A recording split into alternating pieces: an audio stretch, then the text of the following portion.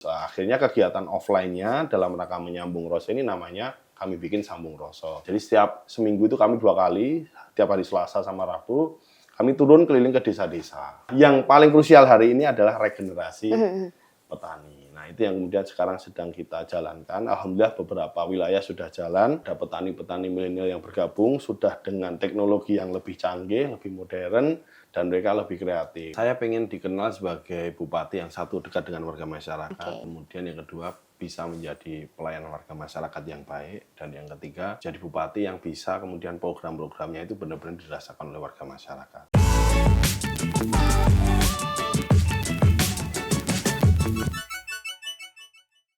Halo sahabat kompas.com, selamat datang di Nusaraya. Kali ini bersama saya Jessica Nuela dan kali ini juga kita happy banget karena ditemenin sama Bupati Klaten yang dikenal dengan sebutan Mas Bub. Iya, betul Mas ya Bub, Mas ya? Betul. Apa kabar Mas Bub? Alhamdulillah baik. Gimana perjalanan ke Jakarta Mas? Mantap hari ini. Ya, Tapi ada agenda lain kah? Atau emang cuma khusus untuk ya, Kompas? khusus untuk Kompas. Kompas Dan malam ini langsung balik. Baiklah. Karena besok pagi kegiatannya udah padat. Luar sekali. biasa, luar biasa. Terima kasih banyak ya Pak ya berarti Sama-sama. ya. Emang cuma buat kompas.com nih, tolong ya didengar.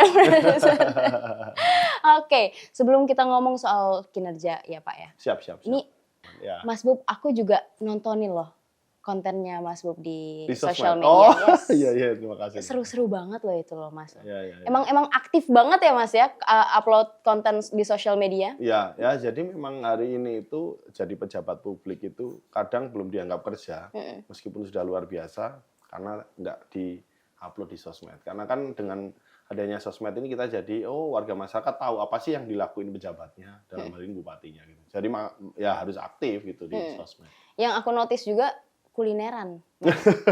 Itu Top of mind-nya malah kuliner ya? karena ada di ininya, di highlight, Iya, ya kan? Iya.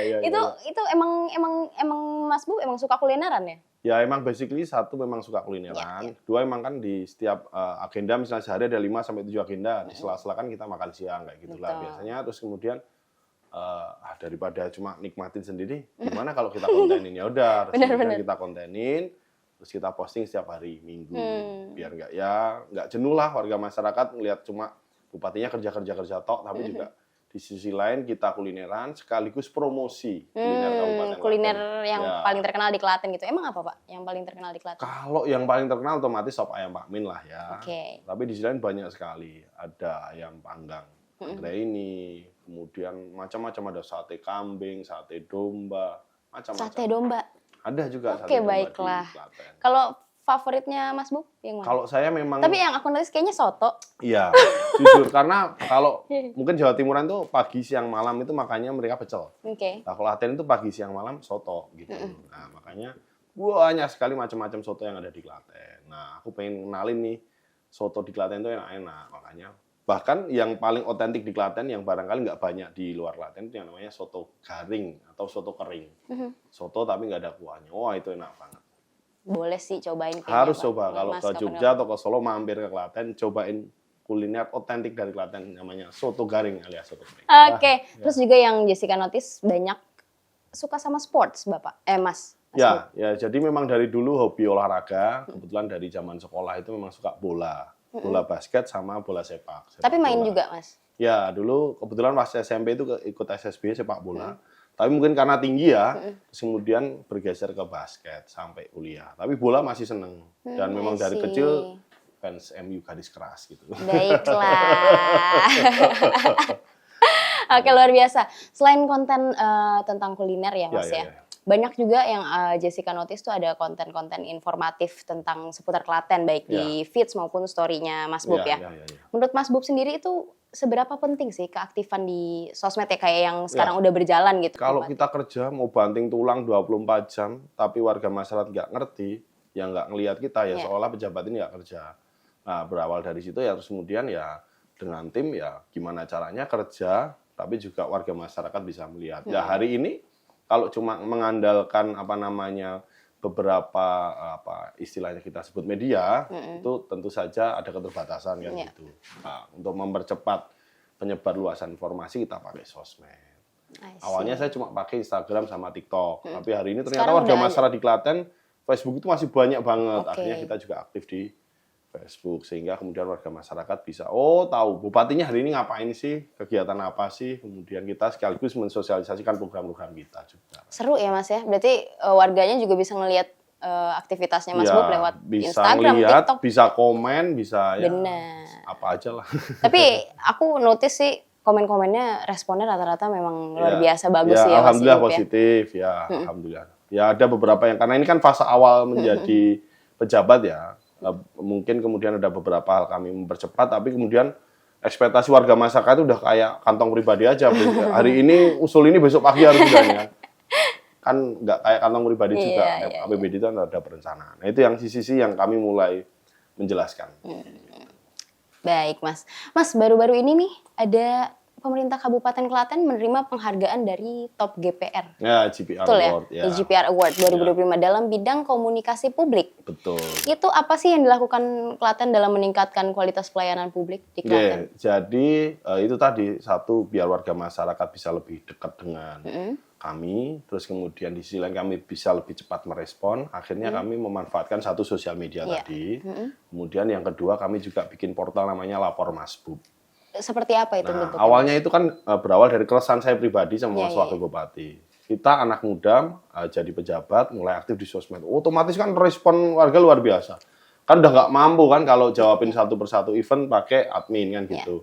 Nah, akhirnya kita bikin portal yang terkoneksi dengan dinas-dinas yang ada atau OPD. Yang kemudian jika warga masyarakat kalau curhat, aspirasi bisa lebih cepat. Akhirnya kita bikin Lapor Masbub, basisnya satu web, kemudian yang kedua yang biar warga masyarakat makin mudah kita pakai WA. Jadi cukup warga WA ke 08 567 567 333. Itu semua sudah kemudian bisa curhat apapun. Ada admin khususnya, admin induknya yang nanti akan distribusi. Misalnya curhat masalah jalan rusak. Nah, admin induk ini akan share ke admin dari DPU, Dinas PU. Nanti kemudian akan ada jawaban. Gitu. Nah, tapi sebelum itu terjadi, kita ngobrol dulu sama semua admin yang ada di dinas-dinas. Kita duduk bareng, kita diskusi. Terus kemudian yang pertama kita minta aktifin sosmed mereka. Karena awalnya kan tidak semua dinas itu aktif di sosmed. Ya, awalnya saya minta untuk aktif. Setelah aktif itu tadi responnya luar biasa, tapi ada beberapa trouble lah. Akhirnya kemudian muncullah ide bikin Lapor Masbub ini. Akhirnya ini sekarang jalan. Biasa masyarakat curhatnya apa aja sih, Mas? Memang hari ini paling banyak infrastruktur. Kemudian yang kedua masalah juga biasalah bantuan sosial ya. Karena warga masyarakat ini kan kadang masih berpikir bantuan sosial itu pengennya dapatnya selama-lamanya. Padahal yang namanya bansos itu ya sementara, hanya untuk bridging agar kemudian dari miskin menjadi sejahtera. Gitu. Nggak ada yang curhat minta jodoh, minta duit gitu nggak ada? Nah itu kadang ada juga. Ya ada aja lah pokoknya. Oh ada? Ada aja lah. Ya. Oke. Atau mungkin ke depan bikin portal jodoh khusus Klaten juga. Iya kan Mas, itu saya mau ngusulin itu Mas, supaya saya bisa curhat juga Mas. Oke, Mas, ada program yang namanya Sambung Rasa. Kalau info yang Jessica dapat, itu boleh diceritain sebenarnya asal-usulnya gimana dan programnya seperti apa gitu, jadi Mas? gini, selain kemudian kita online, yang bisa coverage juga warga masyarakat secara luas, tapi kan hari ini yang namanya kabupaten itu kan dari desa-desa. Belum semua warga masyarakat itu melek yang namanya teknologi. Nah, sehingga offline juga harus. Nah, akhirnya kegiatan offline-nya dalam rangka menyambung rasa ini namanya kami bikin Sambung Rasa. Jadi setiap seminggu itu kami 2 kali, tiap hari Selasa sama Rabu, kami turun keliling ke desa-desa, terjadwal. Nah, di situ kegiatannya yang pertama kami turun membawa berbagai macam pelayanan yang ada di Pemkab. Misalnya, Dukcapil, orang yang mau bikin KTP, KK, itu kemudian di situ buka dibawa berarti ke daerah gitu ya, tinggal Mas, foto situ langsung jadi. Kemudian kita Rumah Sakit Bagaswara, situ punya Pemda, kita bikin pengobatan gratis di situ. Kemudian ada Dinas Koperasi UMKM, informasi berkaitan dengan pelatihan-pelatihan, sekaligus juga ada yang banyak sekali kemudian pelayan-pelayan yang kita hadirkan di situ. Itu yang pertama. Yang kedua kemudian esensinya adalah menyambung rasa, sehingga di forum itu nggak hanya sekedar seremonial, nggak hanya sekedar saya sambutan, tapi yang paling penting adalah berbagai macam perwakilan dari warga masyarakat kita minta untuk maju, menyampaikan aspirasi mewakili kelompok-kelompok masyarakat. Mulai dari yang ibu-ibu, kemudian RT RW, kemudian Linmas, petani, Karang Taruna, macam-macam. Nah, selain itu kami juga di situ hadir juga membagikan bantuan, berbagai macam bantuan yang kita kerjasamakan dengan CSR baik BUMD maupun perusahaan-perusahaan yang ada di sekitar Klaten. Sejauh ini udah berapa daerah, Mas? Kalau di periode pertama ini, karena ini kan baru tahun pertama berarti sudah hampir 26 kecamatan, per kecamatan itu sudah 2 desa. Jadi ya hampir 40 sampai 50-an lah nanti sampai selesai di fase pertama ini. Jadi sampai hari ini berjalan oke ya Pak? Ya luar biasa dan animonya warga masyarakat. Pengennya mereka tambah hari lagi untuk agar lebih cepat kami bisa keliling. Tapi kan jumlah desanya itu 391. Kelurahnya 10, totalnya 401. Jadi, tapi kalau tiap hari kan nggak mungkin juga karena banyak juga kegiatan yang lainnya. Tapi by the way itu Mas Bub juga ikut?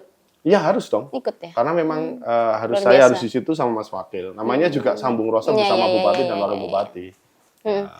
Kalau ini dampak yang ditimbulkan gitu, Mas Bub, sama masyarakat di desanya itu? Ya, jadi untuk warga masyarakat yang belum bisa mengakses lapor Mas Bub atau belum paham program-program yang kami miliki, jadi tahu dengan adanya sosialisasi kami di acara Sambung Rasa itu. Kemudian yang kedua, kami jadi bisa lebih langsung tahu, oh permasalahan di wilayah seperti ini, karena mereka kan curhat.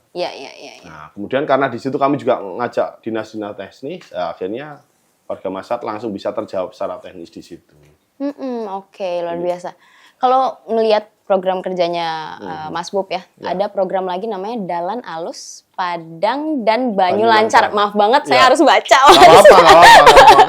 Kan bukan orang Jawa. Iya, makanya. Yang artinya jalan halus, terang, dan airnya lancar. Itu gimana Mas, program perkembangan programnya? Itu berawal dari kampanye ya. Dari kampanye kami belanja masalah warga masyarakat, top of mind permasalahan ini apa sih? Ternyata masih infrastruktur dasar, yaitu jalan halus, kemudian jalan yang terang, kemudian banyu lancar. Banyu lancar ini ada beberapa aspek. Air yang lancar itu karena Klaten ini memang di satu sisi banyak umbul mata air, tapi di sisi lain beberapa itu yang di atas memang kekurangan air. Kemudian di sisi lain kita pertanian luar biasa, tapi ada beberapa wilayah yang kemudian saluran irigasinya kurang lancar. Nah, makanya program utama kami Dalan Halus, Padang, Banyu Lancar. Sampai saat ini programnya berjalan gimana? Alhamdulillah berjalan, tapi memang karena APBD kan tidak bisa secepat itu ya menyelesaikan 401 desa kelurahan, tapi minimal sekarang kita sudah mulai concern ke arah situ, sehingga ada percepatan perbaikan jalan. Nah, kita sekarang mulai dengan jalan-jalan besar yang kemudian memang dilintasi banyak kendaraan dan juga biasanya memang banyak usulan warga masyarakat. Kita mulai dari sisi-sisi itu. Memang tidak mungkin setahun selesai 100%. Ya mungkin butuh waktu 4 sampai 5 tahun baru nanti seluruh jalan yang ada di Kabupaten Klaten ini selesai. Nah, program ini juga kami koneksikan dengan pemerintah desa sehingga nanti mulai 2027 kita akan genjot bareng-bareng. Pemkab fokus, kemudian desa juga fokus. Lah harapannya nanti di periode saya ini sampai dengan 2030 ini bisa selesai jalan yang ada di Kabupaten Klaten. Jalannya halus, kemudian lampunya penerangannya bagus, kemudian saluran irigasi airnya lancar. Gitu. Oke, kalau sampai sejauh ini daerah mana aja sebenarnya yang Mas Bob prioritasin gitu untuk program tersebut tadi? Ya itu tadi, kalau masalah jalan halus itu otomatis yang jalan-jalan vital, yang jalan-jalan besar kayak kemarin itu Manis Renggo yang banyak sekali usulan warga masyarakat, alhamdulillah bisa kita kerjakan. Selain jalan juga ada jembatan. Nah, biasanya yang memang itu jalan besar, dilewati banyak sekali kendaraan, biasanya antar kecamatan, nah kemudian itu yang kita kerjakan. Tapi memang kan ada perencanaan, dan yang kadang mereka nggak tahu itu kan perencanaan itu minimal 6 bulan, kadang setahun sebelumnya.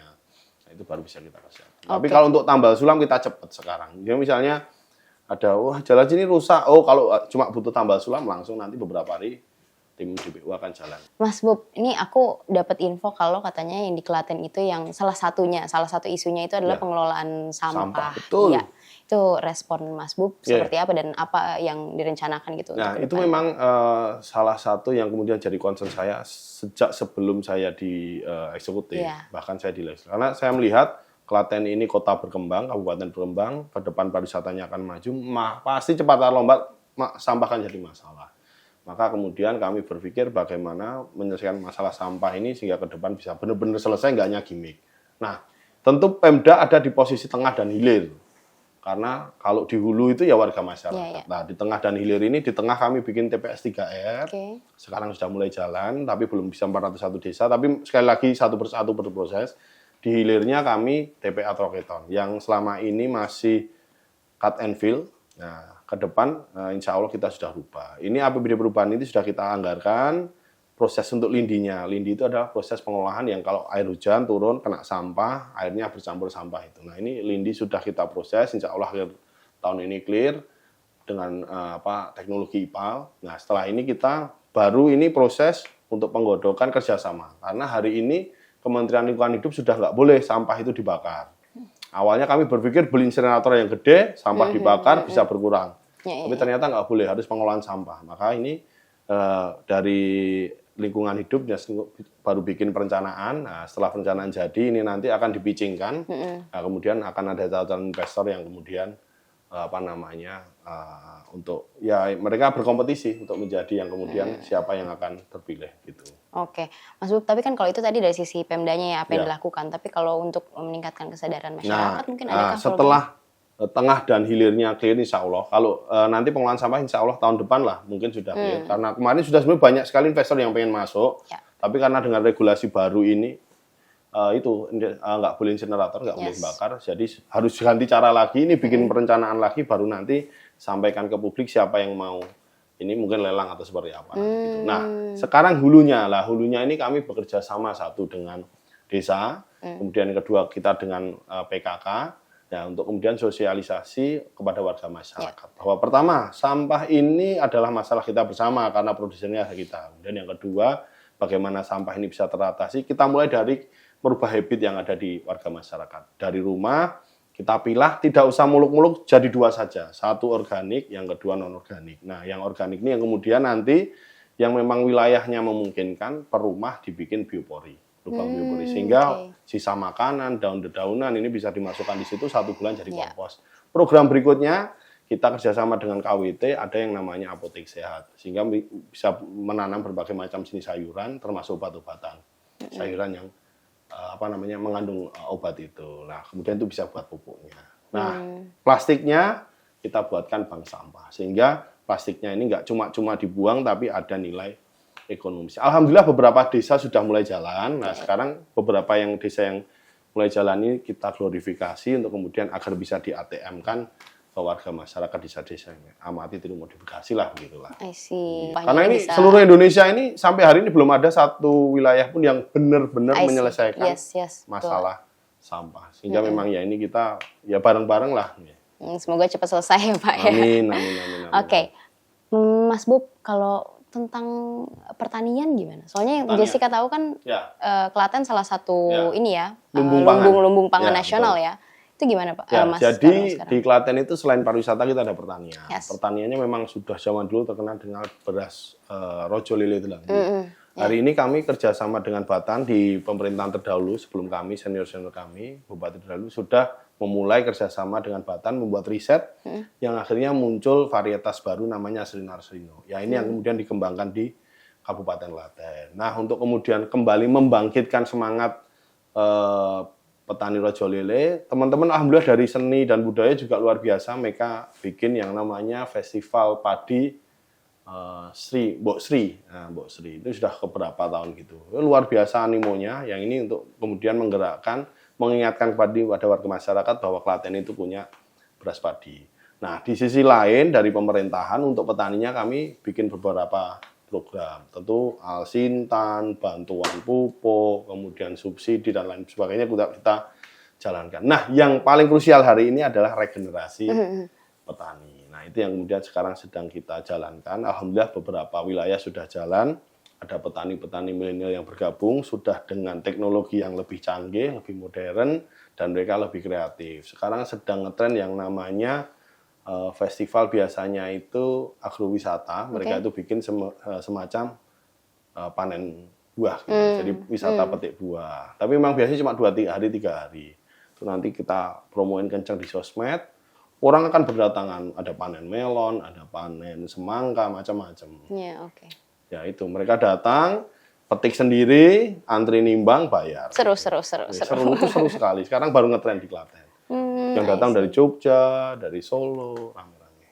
Oke, Mas Bub, kalau kita tadi udah ngomongin tentang perekonomian, nggak mungkin lepas dari UMKM ya, Mas Bub ya. Betul. Ya. UMKM di Klaten kebanyakan apa, Mas? Banyak sekali UMKM. Klaten itu ada beberapa klaster. Kalau kuliner pastilah Klaten salah satu juara. Tapi kemudian handicraft kita juga punya yang luar biasa, Bu Asa. Kita punya batik tulis. Kemudian kita punya lurik yang khas Klaten yang sudah mendunia alhamdulillah sampai dengan fashion show di Paris. Keren. Bisa dicek nanti. Nah, hari ini sudah berkembang namanya model baru batik eco print. Nah, kayak yang saya pakai ini, baru saya jadi mau nanya, pakai Mas. pewarna alam, terus kemudian dicap pakai daun-daun.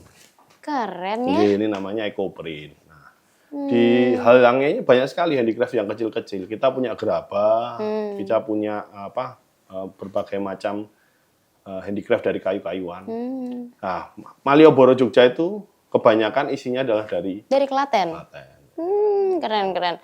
Mas, apa aja sih langkahnya Mas Bub gitu ya untuk mendongkrak UMKM dari Klaten ini? Jadi yang pertama yang kami lakukan, APBD ini kan kurang lebih 3 triliun. Memang 50-60% habis untuk belanja pegawai. Artinya untuk gaji, karyawan, operasional dan tapi kan ada sisi yang kemudian UMKM bisa menyerap. Nah, akhirnya kemudian UMKM kami latih untuk membuka terkoneksi dengan LKPP. Mereka bikin yang namanya e-katalog. Sehingga kemudian APBD bisa menyerap mereka. Kan gitu. Alhamdulillah sudah mulai berjalan. Di sisi lain kemudian kita juga bikin beberapa pelatihan. Mulai digitalisasi, packaging, bagaimana membuat merek, kemudian promosi dan lain sebagainya. Sampai dengan kita ikutkan pameran-pameran. Ini sudah berjalan di Kabupaten Klaten. I see, Mas Bub. Sampai dengan permodalan. Nah, ini permodalan kita bikin kerjasama sama bank kami, namanya Bank Klaten. Kita ada yang namanya subur, subsidi bunga ringan. Sehingga warga masyarakat, khususnya yang punya UMKM, kalau pengen naik kelas, sudah dapat pelatihan, wah sudah saatnya pasarnya lebih gede, ambil kredit di Bank Klaten. Namanya subur programnya, subsidi bunga ringan. Luar biasa. Mas Bub, selama kepemimpinannya Mas Bub nih, yang Jessica notice gitu ya, banyak festival kesenian. Ya. Itu dan event kreatif lainnya gitu ya, Mas Bub ya. Itu kan udah terselenggara sampai hari ini ya. Kalau gimana rencananya Mas Bub ke depannya gitu untuk mengembangkan kreativitas ya masyarakat gitu dan kesenian dan mendongkrak perekonomian juga di Klaten. Jadi yang namanya pariwisata itu kan multiple effect. Dan di pariwisata itu kan isinya berbagai macam. Enggak cuma sekedar objek wisatanya. Tapi bagaimana daya tarik atraksi wisata yang bisa narik orang. Makanya kami berpikir Klaten ke depan harus banjir event. Kita mulai di tahun ini kita bikin mulai berbagai macam event. Nah, harapannya nanti ke depan tentu event kami semakin berkualitas sehingga kami berani untuk promosi lebih gencar lagi keluar sehingga nanti warga masyarakat akan datang ke Kabupaten Klaten. Nah, tentu kalender event ini kemudian harus kita mulai tata rapi sehingga bulan apa orang ke Klaten mau ngapain itu ke depan harus ada. Nah, kami mulai berani, insya Allah nanti tahun depan itu kita sudah pitching kemarin menang, kita ada yang namanya International Cycling Festival. Nanti insya Allah festival sepeda, ada 30 perwakilan dari negara di Eropa yang akan bersepeda di Kabupaten Klaten. Tapi memang ini yang usianya senior-senior dan sepeda klasik. Nah, nanti akan kita kelilingkan di Klaten untuk branding Klaten. Nah, dari situ nanti kami akan belajar bagaimana kemudian menghandle event kelas internasional. Gitu. Oke, Mas Bub, kalau kita ngomongin geografis ya, Klaten itu kan terletak di dua tujuan kota, Jogja dan Solo. Jogja dan Surakarta gitu ya Pak ya. Apa aja sih langkahnya Mas Bub gitu untuk bisa meningkatkan pariwisata di Klaten? Ya, jadi fakta uniknya, jadi Solo itu kan, mohon maaf, mohon izin, kalau orang wisatanya kan ke Klaten. Ya, tapi memang hari ini harus saya akui uang yang diserap banyak itu di Solo karena mereka tidurnya di Solo kan begitu. Karena kami memang masih minim fasilitas untuk penginapan. Nah, itu yang menjadi PR kami ke depan. Hari ini jumlah kunjungan wisatawan kami sudah besar sekali, 6,8 juta. Se-Jawa Tengah itu untuk kategori kabupaten kami terbesar. Lokal dan turis? Ya otomatis masih banyak lokalnya karena kami memang belum sampai semua destinasi itu bisa untuk wisatawan asing. Nah, ini memang kami juga sedang berproses untuk pelatihan dari Dinas Pariwisata itu guide-nya untuk bisa bahasa Inggris kan begitu. Nah, strategi kami ke depan adalah ini kami sedang membangun branding Klaten ramah investor agar kemudian kami bisa kerjasama. Bahkan beberapa tanah Pemda siap untuk dikerjasamakan untuk membangun hotel-hotel. Harapannya dalam beberapa tahun ke depan muncul hotel-hotel baru di Kabupaten Klaten Sehingga nanti event-event kami itu, eventnya di Klaten, mereka nginapnya juga di Kabupaten Klaten. Meski hari ini alhamdulillah villa-villa mulai tumbuh juga di Kabupaten Klaten. I see. Ya, harapannya itu kita banjir event, di sisi lain juga investor masuk untuk bikin hotel, sehingga nanti benar-benar manfaat dampaknya itu sepenuhnya untuk warga masyarakat di Kabupaten Klaten. Terakhir, kita juga bikin nanti rencananya Creative Hub. Jadi sebuah tempat, di situ ada gedung keseniannya. Oh iya, aku nonton di situ juga nanti kita ada tempat-tempat untuk anak-anak muda, sehingga kemudian mereka bisa kumpul di situ, bisa memaksimalkan potensi mereka, bisa menampilkan kreativitas mereka, sehingga bersama-sama kita bisa bangun Klaten ke depan. Karena anak muda ini di Klaten banyak banget, maka harus diwadahi. Gitu. Betul, keren Mas Bub. Yeah. Mas Bub, wisata di Klaten apa aja sih? Yang baru ya khususnya? Ya, Klaten itu kan terkenal dengan 1001 mata air dan 1001 candi. Yeah.